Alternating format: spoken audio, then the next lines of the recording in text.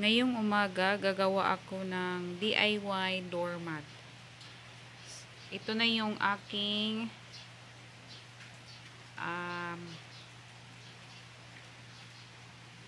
kinat na tela or damit. Circle ang aking gagawing doormat.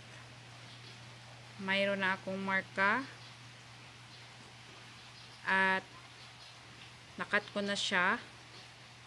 So, nilagyan ko ng allowance para sa aking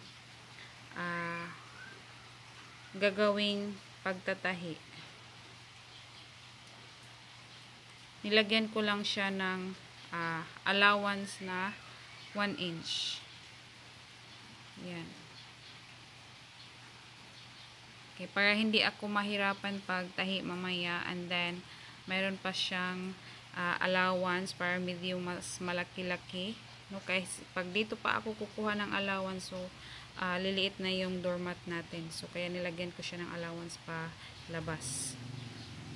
Okay, so yan guys. So ikakat lang natin siya. Tapos ko na nakat ang tela or ang damit.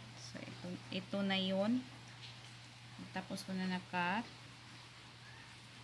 Ang susunod naman nating gagawin ngayon ay tatahiin natin tong dalawang pirasong tila.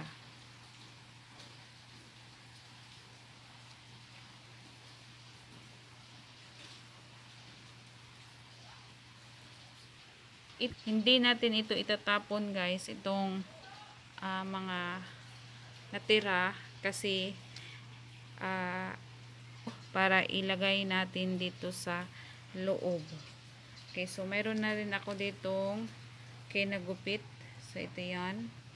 Okay, so parang kulang pa siya, so dagdagan lang natin siya mamaya pag kinulang.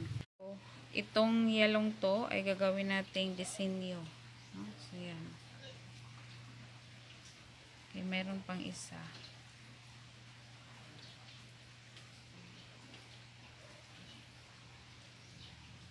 Okay, so tatahiin ko na to guys.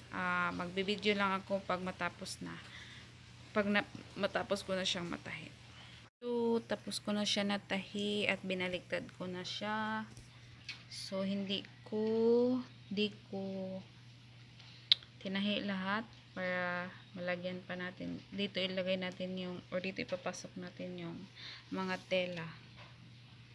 Okay, so papasok ko lang siya guys.